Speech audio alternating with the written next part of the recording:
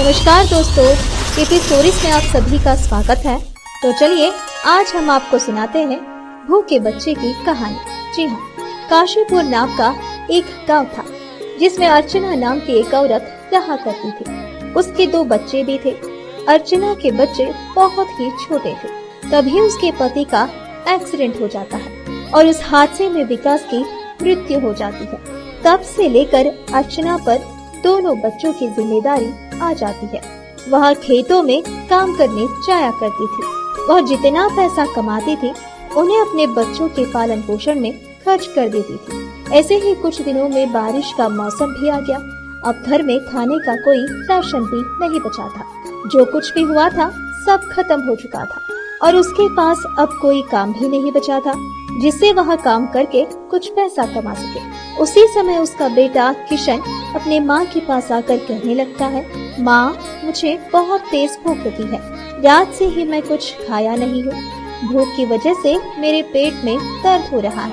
लग रहा है कि मैं भोजन बिना मर जाऊंगा। और माँ, मुझे बहुत तेज चक्कर भी आ रहा है।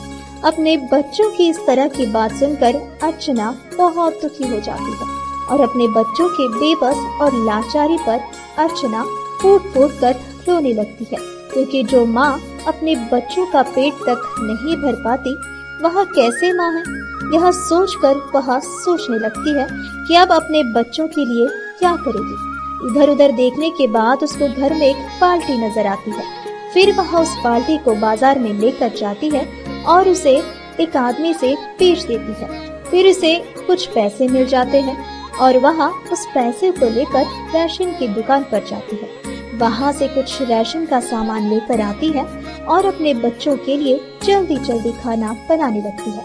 उन्हें खाना खिलाकर उनका पेट भरती है।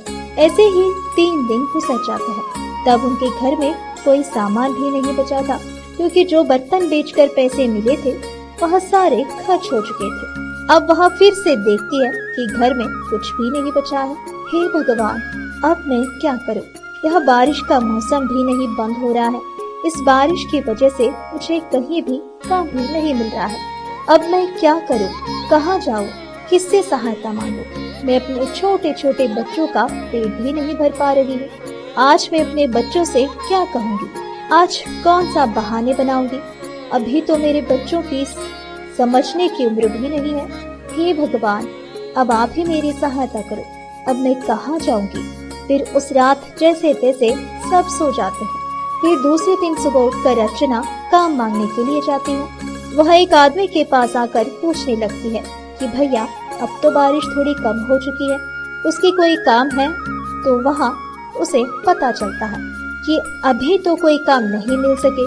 अर्चना कुछ न कुछ काम करना चाहती थी, लेकिन काम न मिलने की वजह से वह सारे गांव में घूमने लगती है कि उसको कोई काम मिल जाए जिससे उसको पैसा कमाने का जरिया मिल जाएगा, ताकि वह अपने दोनों बच्चों को 2 वक्त की रोटी खिला पाए। बहुत मेहनत करने के बाद अर्चना को उस गांव में कोई काम नहीं मिल सका। अर्चना बेचारी थकी हारी फिर से दोबारा घर वापस आ जाती है। माँ, तुम आ गई। तुम हमारे लिए क्या लेकर आई हो? तुम्हें पता है माँ, हमें कितनी जोरों की भूख लगी है। हम तो तुम्हारे आने का कब से इंतजार कर रहे थे और तुम हमारे लिए कुछ खाने वाला लेकर आने वाली थी ना। बताओ माँ, कहाँ है खाने वाला सामान? कुछ बोलो ना माँ, मुझे बहुत तेज भूख लगी है। जल्दी बताओ ना माँ। बेटा बार बार अपनी माँ से सवाल कर रही थी, जिसको सुनकर उसकी माँ का कलेजा फट जाता है। लेकिन बेचारी कुछ नहीं कर पाती है, क्योंकि वह भी बेचारी मजबूर थी कि उसे कहीं कोई काम भी नहीं मिल पा रहा था। ऐसे ही बच्चे बेचारे भूख से बिलख रहे थे और बच्चे बहुत देर तक रोने लगते हैं और रोते रोते हुए बेचारे मासूम से बच्चे थक हार के बाद में सो जाते हैं। सारी रात अर्चना को भी नींद नहीं आती है। बच्चों का यह हाल देखकर वह बेचारी बहुत ही ज्यादा परेशान हो जाती है। अगर ऐसा ही चलता रहा तो एक दिन भूख के मारे बच्चे मर जाएंगे। मुझे अब कुछ ऐसा करना होगा कि जिससे हमारी यह तकलीफ दूर हो जाए, क्योंकि कोई आकर हमें काम पर बुलाएगा। इस उम्मीद में मैं अपने बच्चों को भूखा तो नहीं रख सकती और मेरी जिंदगी का ऐसे ही गुजारा ना हो पाएगा। और मुझे कुछ ऐसा करना पड़ेगा जिससे मैं कुछ पैसे कमा पाऊँ। हाँ, मैं कुछ करती हूँ, चाय बनाकर बेचती हूँ और साथ ही साथ पकौड़े भी बनाने की कोशिश करूंगी। भगवान की दया रहेगी तो सब कुछ ठीक होगा।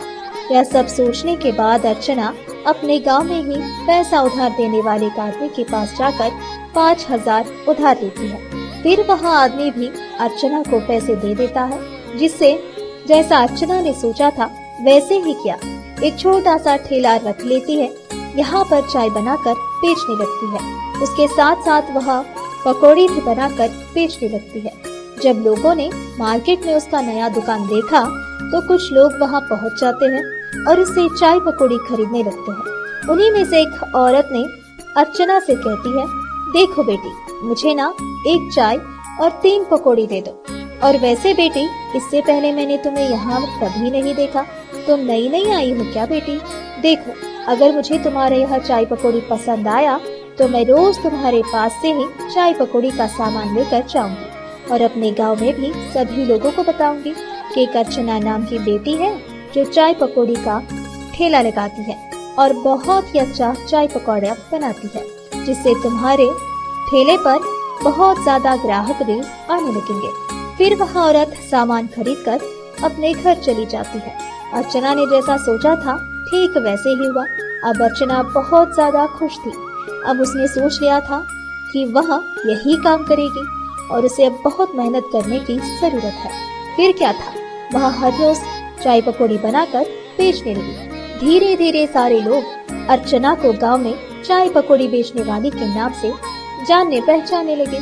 दूर दूर से लोग आकर उसके ठेले पर चाय पकौड़ी खरीदने लगे। देखते ही देखते अर्चना का नाम बहुत ही फेमस हो गया।